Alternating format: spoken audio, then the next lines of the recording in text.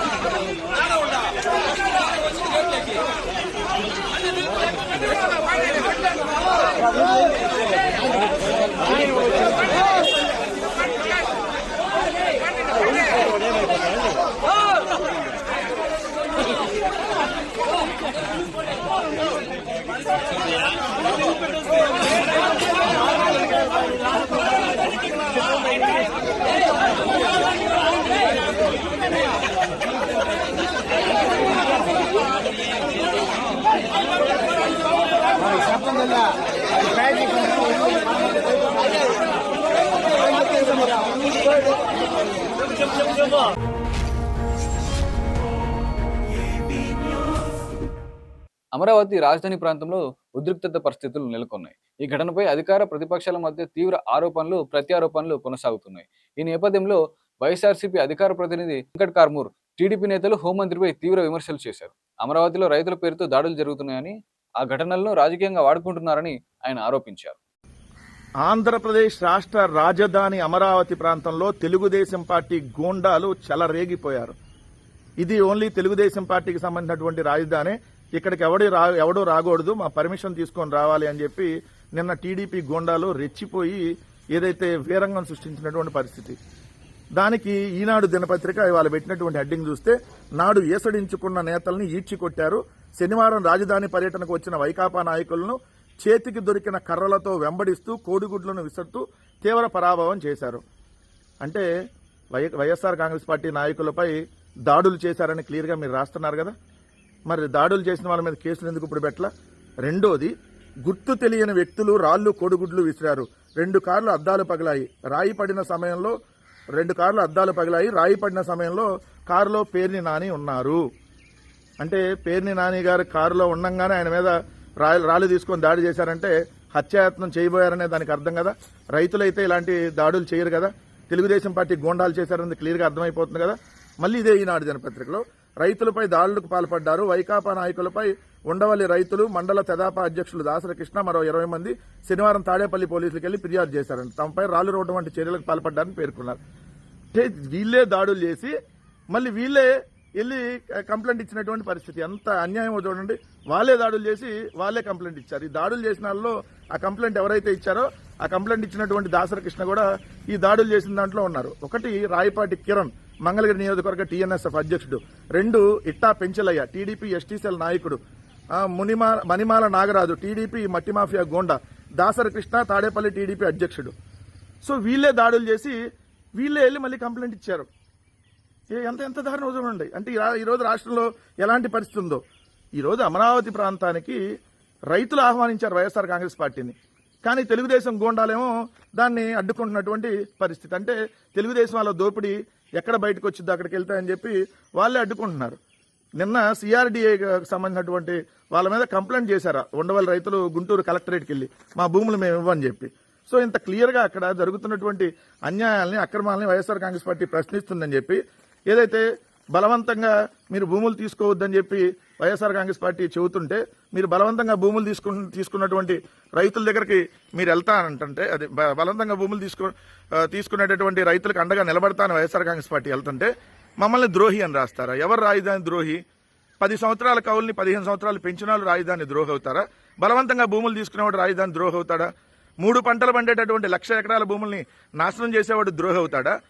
ఏదైతే లేదు మావిగన్న అనేటటువంటి మచిలీపట్నం, విజయవాడ, గుంటూరుని రెడీమేడ్ రాజధాని కారిడార్గా ప్రకటిద్దామనే వాళ్ళు ద్రోహి అవుతారా? అంటే ఈరోజు రైతులు కాదు అక్కడికి వచ్చింది, తెలుగుదేశం పార్టీ గూండాలు, వైఎస్ఆర్ కాంగ్రెస్ పార్టీ నాయకుల మీద దాడులు చేసింది తెలుగుదేశం పార్టీ గూండాలు అనేది క్లియర్గా అర్థమవుతుంది. కానీ హోంమంత్రి అనిత గారు మరి ఎట్ట హోంమంత్రి అయిందో నాకు అర్థం కాలేదు. చదువుకొని టీచర్ అయిందో, చదువు కొనుక్కొని టీచర్ అయిందో కూడా తెలియదు. ఏం మాటలు అమరావతి రైతులపై వైకాపా రౌడీ మొక్కల దాడి ఏ రైతుపై జరిగిందో, అంటే రైతులపై దాడి జరిగిందంట. మరి ఏ రైతుపై జరిగిందో సెలవిస్తే బాగుండేది కదా. ఏ రైతులపై దాడి జరిగింది హోంమంత్రి అనిత గారు? ఆ రైతుల పేర్లు చెప్పండి.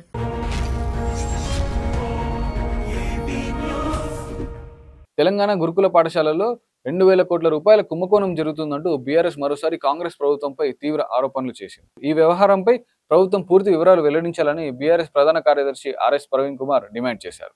రేవంత్ రెడ్డి గారి పాలనలో ఒక విచిత్రమైన విషయం ఏం జరుగుతుందంటే, నిజంగా ఇది అందరూ కూడా ముక్కు మీద వేలేసుకునే విషయం. గవర్నమెంట్లో ఉండే 2 డిపార్ట్మెంట్లు పోయి హైకోర్టులో కొట్లాడుతున్నాయి. ఉదాహరణకు ఈరోజు టెండర్స్ అన్ని చేసే డిపార్ట్మెంట్ ఏదయ్యా అంటే సోషల్ వెల్ఫేర్ డిపార్ట్మెంట్.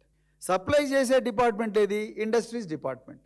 ఒకటేమో అడ్లూరి లక్ష్మణ్ కుమార్ గారి కింద ఉంటుంది, రెండవది శ్రీధర్ బాబు గారి కింద ఉంటుంది. Telangana state trade promotion council Sridhar Babu, Telangana textile corporation పరిశ్రమల శాఖ మంత్రి శ్రీధర్ బాబు, ఇంకెవరు. నెక్స్ట్ సంక్షేమ శాఖలు అంటే ప్రొక్యూర్ చేసే డిపార్ట్మెంట్ అయితే అడ్లూరి లక్ష్మణ్ కుమార్, అజరుద్దీన్.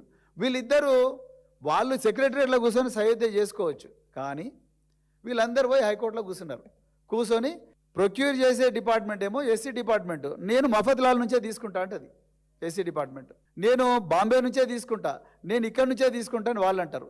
వీళ్ళు ఇక మళ్ళీ ప్రజలు ఏమనుకుంటారు అని చెప్పి వీళ్ళు కూడా పోయి లేదు మేము కూడా చేస్తామని వీళ్ళు అంటారు. అక్కడ పోయి హైకోర్టులో కొట్లాడతారు. హైకోర్టులో కొట్లాడితే ఇక హైకోర్టు వీళ్ళిద్దరి మధ్యలో తగు తీర్చి, సరేనయ్యా నువ్వు బయట కొనుక్కుంటే కొనుక్కో, ఒక 25% మాత్రం పాపం వీళ్ళకి తెలంగాణలోకి అంటారు. అంటే తెలంగాణ బిడ్డలు పోయి హైకోర్టు తలుపు తడితే తప్ప వీళ్ళకు న్యాయం జరగలే. ఆ న్యాయం జరిగిన కేవలం 25% న్యాయం మాత్రమే జరిగింది. మే 30వ తారీఖు నాడు కేటీఆర్ గారి సమక్షంలో మేమందరం చిన్న చితక కాంట్రాక్టర్లందరూ అందరం కలిసి ఇందిరా పార్కులో ధర్నా చేస్తే దొడ్డిదారిన 29 మే నాడు రాత్రికి రాత్రే దాన్ని నీరు గార్చాలని చెప్పేసి మరి కొత్త సర్క్యులర్ ఇచ్చారు. సో ఈరోజు రేవంత్ రెడ్డి గారు అంటారు 687 కోట్ల కాంట్రాక్ట్ అయితే 2,000 కోట్ల కుంభకోణం అయింది. రేవంత్ రెడ్డి గారు నేను ఇలా చెప్తున్నా, ఇగో మీరు నన్ను జైలుకు పంపించిన మంచిది, ఇగో మీ కుంభకోణం 2,041 కోట్ల రూపాయల విలువైన టెండర్లు మీరు విద్యాశాఖలో ఇచ్చిండ్రు. ఇక ఇవి తెలిసినవి. తెలవని బంకు బెడ్ల కుంభకోణం 15,000 రూపాయలు ఒక బంకర్ బెడ్ అయితే మీరు 30,000 రూపాయలకు ఒక్కొక్క బంకర్ బెడ్ కొంటున్నారు. ఆ కుంభకోణం సపరేటు. సో అది కాకుండా ఈరోజు 2,041 కోట్ల రూపాయల విలువైన వస్తువులు మీరు కొన్నారు. ఇంతవరకు ఒక్క ఐటెం కూడా పిల్లల దగ్గరికి రాలేదు. ఇలా మంత్రి లక్ష్మణ్ కుమార్ గారు మాట్లాడుతున్నారు. ఏమంటున్నారు లక్ష్మణ్ కుమార్ గారు? మేము 687 కోట్లే కొనుగోలు చేశాము, మీకు ఎక్కడ కావాలంటే నేను రికార్డ్స్ అని చూపిస్తాను. ఏ రికార్డు చూపిస్తలేడు ఆయన. ఏమన్నంటే నేను రాజీనామా పత్రం తీసుకొని అజరుద్దీను లక్ష్మణ్ కుమార్ మేమిద్దరం రాజీనామా పత్రం తీసుకొచ్చి మీరు ఎక్కడ కావాలంటే అక్కడ ఇస్తాము, డిబేట్కు రండి అంటున్నారు. లక్ష్మణ్ కుమార్ గారు ఓపెన్ ఛాలెంజ్ ఇస్తున్నా మీకు క్వశ్చన్ పేపర్ ముందరనే లీక్ చేసిన మేమందరం కూడా జూలై 2వ తారీఖు నాడు 11 గంటలకు సోమాజీగూడ ప్రెస్ క్లబ్కి వస్తాం. దయచేసి రికార్డులు తీసుకొని మీ ఆఫీసర్లందరినీ తీసుకొని రండి. మీ క్వశ్చన్ పేపర్ ముందరనే లీక్ చేస్తున్నాం, మేము ప్రెస్ మీట్ పెట్టే చెప్తున్నాం, మా కన్సర్న్స్ ఇవి, మీ దగ్గర ఏం సమాచారం ఉందో తీసుకురా. మేము ఓపెన్గా చెప్తున్నాం, మీ దాంట్లో ఒక గూడు పుటాన్ని జరిగింది, మీకు ఒక వ్యక్తికి ఒక గ్రూప్ ఆఫ్ వ్యక్తులకు కాంట్రాక్టులు రావాలని మీరు అనుకున్నారు, వాళ్ళ దగ్గర నుంచి మీరు దొడ్డిదారిన కమిషన్ తీసుకోవాలనుకున్నారు, వాళ్ళకు అనుకూలంగానే మీరు టెండర్ నిబంధనలన్నీ కూడా మార్చిండ్రు. తెలంగాణ బిడ్డలకి ఎవరికి ఓపెన్గా టెండర్ రాకుండా ఇగో మఫత్లాలు మఫత్లాలు మఫత్లాలు మఫత్లాలు మఫత్లాలు మఫత్లాలు డ్రగ్స్ సప్లై చేసిన చింతామణి పారుషనాథ్ అంటోనికి ట్రంక్ బాక్సులు ఇచ్చిండ్రు. అదేవిధంగా కొట్లాడంగా మరి లిడ్ క్యాప్ అంటే Telangana leather industries promotion corporation, దానికి స్టేషనరీ ఐడి కార్డులు హోల్డర్ బెల్ట్స్ ఇచ్చారు. నాకైతే అర్థం కాని విషయం ఏంటంటే ఈ Telangana leather industries promotion corporation అంటే చర్మకారులు, మాదిగలు మరి ఇతర ఉపకులాలు చర్మకారుల సంస్థ. ఆ లిడ్ క్యాప్ ఒకప్పుడు లిడ్ క్యాప్ తెలంగాణ వచ్చిన తర్వాత తెలంగాణ లెదర్ ఇండస్ట్రీస్ ప్రమోషన్ లిప్కో. ఈ లిప్కో గచ్చిబౌలి ఉంటుంది, గత 50 సంవత్సరాల నుంచి పెట్టిండ్రు. ఇది చర్మకారులు చెప్పులు లేకపోతే మరి ఇంకా రకరకాల తోలుతో చేయబడ్డ వస్తువులు. కరెక్ట్. ఇలా వీళ్ళకి ఏమి ఇచ్చిండ్రు అంటే తెలంగాణ లెదర్ కార్పొరేషన్ కు స్టేషనరీ ఇచ్చారు. తెలంగాణ లెదర్ కార్పొరేషన్ పేపర్ ఎట్లా తయారు చేస్తుంది? తెలంగాణ లెదర్ కార్పొరేషన్కి ఐడి కార్డులు ఇచ్చారు, ఐడి కార్డులు ఎట్లా తయారు చేస్తుంది? తెలంగాణ లెదర్ కార్పొరేషన్ ఐడి కార్డులు తయారు చేసే హోల్డర్ ఇచ్చారు. అదేవిధంగా తెలంగాణ లెదర్ కార్పొరేషన్ టైస్ అంటే పిల్లలు కట్టుకునే టై తయారు చేయమన్నారు, బెల్ట్ తయారు చేయమన్నారు. ఆ బెల్ట్ ఏమో రెగ్జిన్తో తయారవుతుంది, బట్టతో తయారవుతుంది. అంటే ఇంత ఘోరమై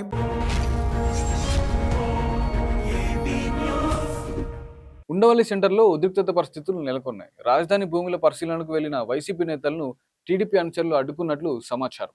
ఈ ఘటనలో రాళ్ల దాడులు, కోడిగుడ్ల విసుళ్లు, వాహనం ధ్వంసం చోటు చేసుకోగా పలువురు పోలీసులు గాయపడినట్లు తెలుస్తోంది.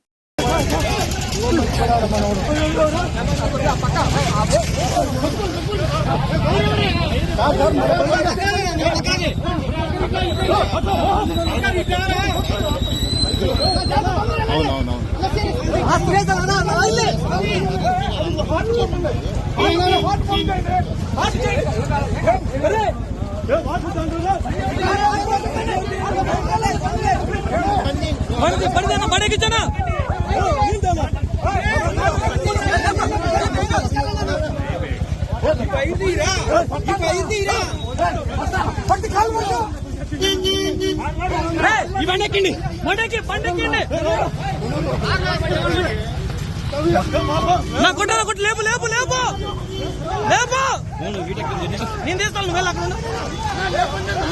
లేపు లేపు లేపన్నా వెహికల్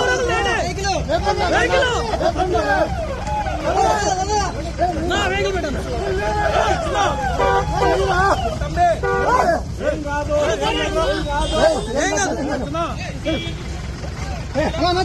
ఎక్కానా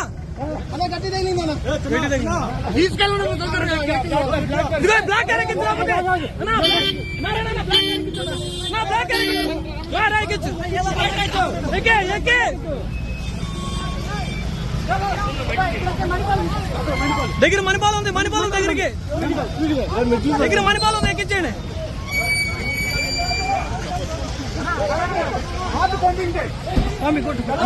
మణిపాలకి ఇంటిమేట్ చేయండి అన్న.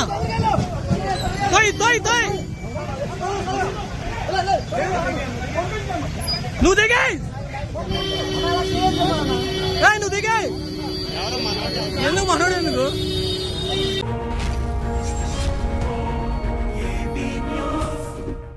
రాజధాని ప్రాంతంలో భూముల సేకరణ పేరుతో రైతులపై అన్యాయం జరుగుతోందని వైఎస్ఆర్సీపీ ఆరోపించింది. బాధిత రైతుల ఆహ్వానం మేరకే అక్కడికి వెళ్లామని, నిజాలు బయటపడతాయేమోనన్న ఉద్దేశంతోనే తమపై దాడి చేశారని పార్టీ నేతలు విమర్శించారు. అమరావతి నిర్మాణం పేరుతో రాజధాని నిర్మిస్తామని చెప్పని 2015వ సంవత్సరంలో రైతుల్ని నమ్మించి అప్పటి ముఖ్యమంత్రి గాని, అక్కడ మంత్రులు గాని, అప్పటి మంత్రులు గాని రైతుల దగ్గర భూమిని సేకరించారు, సమీకరించారు. కానీ ఈ రోజుకి కూడా ఆ భూములు ఇచ్చినటువంటి రైతులు గాని, లేదా ఇవ్వని రైతులకు గాని వాళ్ళని వేధించడం గాని, ఇట్లాంటివన్నీ కూడా 2024 నుంచి కూడా బాగా ఉధృతం చేసింది నారా చంద్రబాబు నాయుడు గారి ప్రభుత్వం. దాని పర్యవసానం అమరావతి ప్రాంతంలో ఎవరెవరికైతే, ఏ రైతులకైతే ప్రభుత్వం నిర్లక్ష్యానికి గురిగా పడ్డారో, లేదా ప్రభుత్వం ద్వారా వారికి న్యాయం జరగట్లేదో, లేదా ప్రభుత్వం యొక్క దాడుల వల్ల, లేదా దుర్మార్గపు చర్యల వల్ల, దుందుడుకు చర్యల వల్ల నష్టపోతున్నారో వారందరూ కూడా వైఎస్ఆర్ కాంగ్రెస్ పార్టీ అధ్యక్షులు జగన్మోహన్ రెడ్డి గారి దగ్గరికి వచ్చి వారి యొక్క బాధల్ని, కష్టాల్ని, ప్రభుత్వం ద్వారా ఎన్ని బాధలకు పడుతున్నారు, ఎన్ని ఇబ్బందులు పడుతున్నారు, అవన్నీ కూడా గ్రామాల వారీగా వచ్చి కలిసి చెప్తున్నారు. అవన్నీ విన్నటువంటి జగన్మోహన్ రెడ్డి గారు ఆ రైతుల యొక్క ఇబ్బందులు, వారి కష్టాలు, లేదా మేము ప్రభుత్వానికి అవసరం లేకపోయినా ఉండవల్లి, పెనుమాక చుట్టుపక్కల ఆ ప్రాంతాల్లో ఒక 4-5 గ్రామాల్లో ప్రభుత్వానికి అవసరం లేకపోయినా జగన్ గారు రాగానే చెప్పారు, రోడ్డు వరకు మీరు ఇచ్చేసేయండి, రోడ్డు కాకుండా ఉంటే మనం న్యాయ పోరాటం చేద్దామని చెప్పారు. ప్రభుత్వానికి అవసరం లేకుండా భూమి తీసుకోవడం అన్యాయం చెప్పడం జరిగింది. పార్టీ కూడా మేము అదే గొంతు మాట్లాడుతున్నాం. కానీ దుర్మార్గంగా కక్ష సాధింపుతో రైతుల యొక్క 3 పంటలు 4 పంటలు పండేటువంటి పొలాలన్నింటినీ కూడా చెరువుల పేరుతో దుర్మార్గంగా తవ్వేయటం, రైతు ఇవ్వకుండా ఉన్నటువంటి పొలం మధ్యలో ఉంచి కేకులాగా చుట్టూ ఉన్నటువంటి ప్రాంతాన్ని మొత్తం మిగతా పొలాల్ని 20 అడుగులు 30 అడుగుల లోతు తవ్వేయటం, ఆ మట్టి అమ్మేసుకోవటం, ఇటువంటి దురాఘాతాలన్నీ జరుగుతున్నాయని చెప్తే ఈ రోజున దానికి లీగల్ కమిటీని అలాగే పొలిటికల్ కమిటీని ఏర్పాటు చేయడం జరిగింది జగన్మోహన్ రెడ్డి గారు.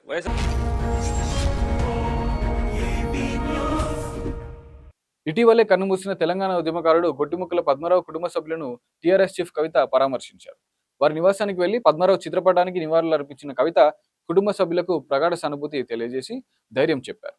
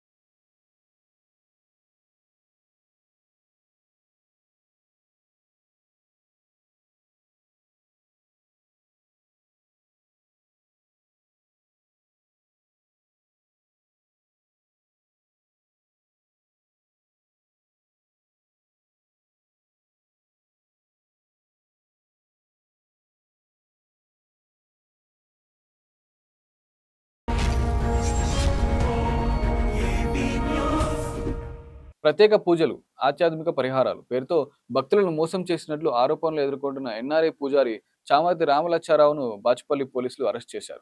సాఫ్ట్వేర్ ఉద్యోగి ఫిర్యాదు మేరకు లుకౌట్ సర్క్యులర్ జారీ చేయగా శంషాబాద్ విమానాశ్రయంలో ఇమిగ్రేషన్ అధికారులు అతన్ని అదుపులోకి తీసుకొని పోలీసులకు అప్పగించారు. ఈ కేసులో మరింత మంది బాధితులు ఉండే అవకాశం ఉందని భావిస్తున్న పోలీసులు దర్యాప్తు కొనసాగిస్తున్నారు. బాచుపల్లి పోలీస్ స్టేషన్లో 29 ఏప్రిల్ 2025 నాడు నవీన్ కుమార్, ప్రెసిడెంట్ ఆఫ్ ప్రగతి నగర్, ఈయన కంప్లైంట్ బేసిస్ మీద ఒక కేసు రిజిస్టర్ చేయడం జరిగింది. 4/30/2025 FIR number under section 316 class 2, 318 class 4, 351 class 2, 3 class 5 BNS అంటే cheating and criminal breach of trust sections కింద ఎఫ్ఐఆర్ చేయడం జరిగింది. దీంట్లో 3 నేరస్తులు ఉన్నారు. చామర్తి రామలచ్చారావు అండ్ ఇంకా 2 అండి, ప్రసాద్ అండ్ ఇంకొకరు. దాంట్లో తను ఈ 3 కలిసి కంప్లైంట్ దగ్గర ఒక 20 lakhs రూపీస్ తీసుకొని చీట్ చేసిరని కంప్లైంట్ మీద కేసు రిజిస్టర్ చేయడం జరిగింది. ఈ కేసు జరిగినప్పటి నుంచి ఇతను అబ్స్కాండింగ్ ఉన్నాడు. A1 వచ్చేసి రామలచ్చారావు వచ్చేసి అబ్స్కాండింగ్లో ఉన్నాడు. తర్వాత అతను అప్పుడు యూఎస్కి వెళ్ళిపోయాడు. తర్వాత వచ్చేసి ఈయన పేరు మీద ఎల్ఓసి ఓపెన్ చేయడం జరిగింది, లుకౌట్ సర్క్యులర్ ఓపెన్ చేయడం జరిగింది. ఈరోజు 25 జూన్ 2026 ఇతను యూఎస్ నుంచి మళ్ళీ రిటర్న్ వచ్చినప్పుడు ఇమిగ్రేషన్లో ఇతన్ని డీటైన్ చేయడం జరిగింది. ఎల్ఓసి బేసిస్ మీద ఈయన డీటైన్ చేసి మనకు హ్యాండ్ ఓవర్ చేయడం జరిగింది. అదే బేసిస్ మీద మనం ఇతన్ని మన కస్టడీలో తీసుకున్నాం. ఫర్దర్గా ఇతన్ని యాజ్ పర్ రూల్ మనం కోర్టులో ప్రొడ్యూస్ చేయడం జరుగుతుంది. తర్వాత ఫర్దర్ ఇన్వెస్టిగేషన్ చేయడం జరుగుతుంది. ఇది ఒకటే సరే ఇతని పైన ఇంకా కేసులు ఉన్నాయా? ప్రజెంట్ అయితే మనకు నోటీస్లో ఇది ఒకటే కేసు ఉందండి. ఫర్దర్ కేసెస్ ఏమైనా ఉన్నాయా అనేది వెరిఫై చేస్తాం.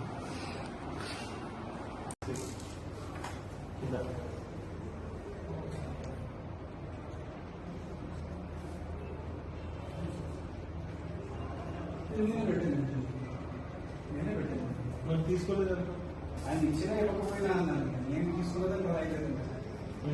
ఆయన ఇచ్చినా ఇవ్వకపోయినా అన్నానండి, నేను తీసుకోలేదు సార్. మరి మిగతా అమరావతి ఘటనపై వైఎస్ఆర్సీపీ నేతలు చంద్రబాబు లోకేష్ పై తీవ్ర విమర్శలు గుప్పించారు. తమపై దాడులు జరిగిన వెనక్కి తగ్గబోము, రైతుల సమస్యలపై పోరాటం కొనసాగిస్తామని స్పష్టం చేస్తూ ప్రభుత్వ తీరుపై ప్రశ్నలు సంధించారు. చెప్పండి, ఇవాళ ఒక్కడే చెప్పదలుచుకున్నాం. వైఎస్ఆర్ కాంగ్రెస్ పార్టీగా ప్రీతమ నాయకులు జగన్మోహన్ రెడ్డి గారి నేతృత్వంలో ఈ రాష్ట్రంలో ఏ వర్గానికి ఇబ్బంది వచ్చినా, ఏ సమస్య వచ్చినా, ముఖ్యంగా రైతాంగానికి ఏ సమస్యలు వచ్చినా కూడా రైతాంగంతో పాటుగా వైఎస్ఆర్ కాంగ్రెస్ పార్టీ తోడుగా నిలబడే కార్యక్రమాన్ని తీసుకుంటుంది. వైఎస్ఆర్ కాంగ్రెస్ పార్టీ అంటే పేరులోనే రైతు పెట్టుకొని పుట్టినటువంటి పార్టీ వైఎస్ఆర్ కాంగ్రెస్ పార్టీ. మీ బెదిరింపులకు భయపడేదిలా, మీరు అదరు కొడితే ఎదిరిపోయేదిలా, ఎత్తినటువంటి వైఎస్ఆర్ కాంగ్రెస్ పార్టీ జెండా భుజాన పెట్టుకుని రాజధాని ప్రాంతంలోనే కాదు, మరోసారి చెప్తా ఉన్నాం, ఈ రాష్ట్రంలో ఎక్కడ ఏ రైతుకు ఇబ్బంది వచ్చినా కూడా వారితో పాటుగా వైఎస్ఆర్ కాంగ్రెస్ పార్టీ జెండా ఉంటుంది, నాయకులుంటారు, కార్యకర్తలుంటారు. మీరు ఈ విషయాన్ని గుర్తుపెట్టుకోవాల్సిందిగా కోరుతా ఉన్నారు. అధికారం శాశ్వతం కాదు. 2014 నుంచి 19 వరకు మీరు ఈ రాష్ట్రంలో పరిపాలన చేశారు. 2019 నుంచి 24 వరకు ఈ రాష్ట్రంలో వైఎస్ఆర్ కాంగ్రెస్ పార్టీ పనిచేసినటువంటి పరిస్థితులు ఉన్నాయి.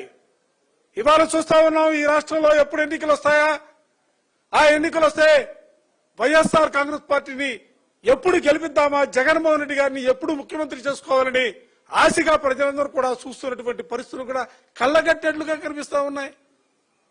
వెన్నుబాటుకు 2 ఏళ్లనే కార్యక్రమాన్ని తీసుకుంటే రాష్ట్రంలో ఏ విధంగా రోడ్లపై వచ్చారు వైఎస్ఆర్ కాంగ్రెస్ పార్టీ శ్రేణులు మాత్రమే కాదు, ఈ రాష్ట్రంలో ప్రజాస్వామ్యాన్ని కావాలని కోరుకునే ప్రతి ఒక్కరు కూడా రోడ్డుపైకి వచ్చి నీకు జ్ఞానం కలగాలని, మిగతా కనీసం 3 ఏళ్లైనా కూడా ప్రజాస్వామ్యబద్ధంగా పరిపాలన చేయమని ఒక హెచ్చరిక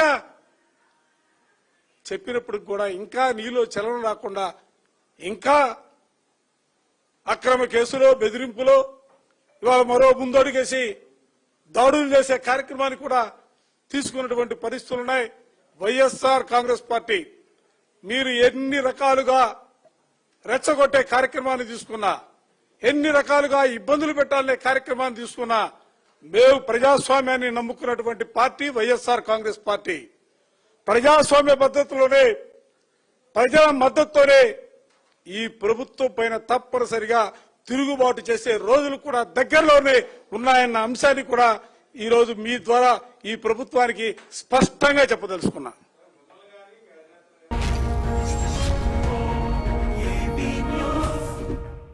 ఉండవల్లి ఘటనపై వైఎస్ఆర్సీపీ నేతలు కూటమి ప్రభుత్వంపై తీవ్ర విమర్శలు చేశారు. రైతులకు మద్దతుగా వెళ్లిన తమ నేతలపై దాడి జరిగిందని ఆరోపిస్తూ రాష్ట్రంలో శాంతి భద్రతల పాలనపై ప్రశ్నలు లేవనెత్తారు. అలాగే ఉప ముఖ్యమంత్రి పవన్ కళ్యాణ్ స్పందించాలని డిమాండ్ చేశారు. కొద్దిమంది నాయకులు వెళ్ళారు, అది కూడా ఎమ్మెల్సీలు, ఎక్స్ మినిస్టర్లు, అట్లా బాధ్యత కలిగిన ప్రజల పట్ల బాధ్యత కలిగిన వైఎస్ఆర్ కాంగ్రెస్ పార్టీ నాయకులు వెళ్ళారు. హోంమంత్రి గారు మాట్లాడి విన్నాను, బహుశా హోంమంత్రి గారు కూడా మాట్లాడుతూ దాని రిపోర్ట్ తెప్పించుకుంటా ఉన్నాం, దాడి చేశారని మాట్లాడారు. ఒకసారి అది చూస్తే, ప్రపంచం చూస్తే ప్రపంచానికి అర్థమవుతుంది. మిమ్మల్ని కూడా అర్థం చేసుకొని ప్రశ్నించండి. మళ్ళీ ఓ పక్క మీ ప్రశ్న, ఓ పక్క నీ సంఘటన చూపించండి.